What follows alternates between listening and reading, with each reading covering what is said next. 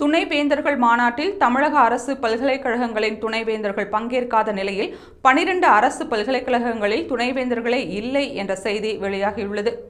தமிழக ஆளுநர் ஆர்.என். ரவி தலைமையில் உதகையில் மத்திய, மாநில மற்றும் தனியார் பல்கலைக்கழகங்களின் துணைவேந்தர்கள் மாநாடு தொடங்கியது. அதை குடியரசு துணைத் தலைவர் ஜெகதீப் தன்கர் தொடங்கி வைத்தார். ஆனால் அந்த மாநாட்டில் தமிழக அரசு நடத்தும் பல்கலைக்கழகங்களின் துணைவேந்தர்கள் யாரும் பங்கேற்கவில்லை.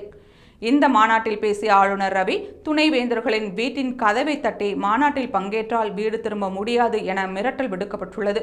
இதனால்தான் தமிழக அரசு பல்கலைக்கழக துணைவேந்தர்கள் யாரும் மாநாட்டில் பங்கேற்கவில்லை. சில துணைவேந்தர்கள் ஊட்டிக்கு வந்தும் மாநாட்டில் கலந்து கொள்ளவில்லை. இதுபோன்ற சூழல் இதுவரை ஏற்பட்டது இல்லை என்று ஆளுநர் ரவி பேசியிருந்தார். இதற்கு பதிலடி கொடுக்கும் விதமாக பேசிய உயர்கல்வித்துறை அமைச்சர் கோவிச்செழியன், ஆளுநருக்கு காலக்கெடு விதித்த உச்சநீதிமன்றத்தின் தீர்ப்பு காரணமாகவே தமிழக அரசு பல்கலைக்கழக துணைவேந்தர்கள் மாநாட்டில் பங்கேற்கவில்லை. உச்சநீதிமன்றத்தின் தீர்ப்பும் சட்டமும் துணைவேந்தர்களுக்கு தெரிகிறது. ஆளுநர் அரசியல் செய்ய ஆசைப்பட்டால் தமிழக பாஜக தலைவர் பதவிக்கு போயிருக்கலாமே என்று கடுமையாக கேள்வி எழுப்பினார். இந்நிலையில் ஆளுநர் மாளிகை தரவுகளின்படி தமிழகத்தின் 20 அரசு பல்கலைக்கழகங்களில் 12 துணைவேந்தர் பணியிடங்கள் காலியாக இருப்பது தெரியவந்துள்ளது.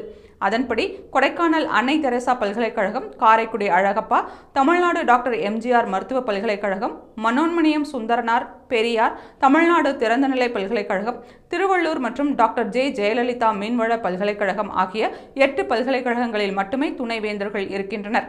அண்ணா பல்கலைக்கழகம், சென்னை பல்கலைக்கழகம், அண்ணாமலை, மதுரை காமராஜர், வேளாண் பல்கலைக்கழகம், தமிழ் பல்கலைக்கழகம், பாரதியார், பாரதிதாசன், கால்நடை மற்றும் மருத்துவ அறிவியல் பல்கலைக்கழகம், சட்ட பல்கலைக்கழகம், உடற்கல்வி மற்றும் விளையாட்டு பல்கலைக்கழகம் மற்றும் ஆசிரியர் கல்வியியல் ஆகிய 12 பல்கலைக்கழகங்களில் துணைவேந்தர் பணியிடமே காலியாக இருப்பது தெரியவந்துள்ளது. மாநில பல்கலைக்கழகங்களில் கல்வியின் தரம் சரியாக இல்லை என துணைவேந்தர்கள் மாநாட்டில் ஆளுநர் ரவி பேசியிருந்த நிலையில் 12 பல்கலைக்கழகங்களில் துணைவேந்தர்கள் இல்லாத செய்தி இப்போது கவனம் பெற்றுள்ளது.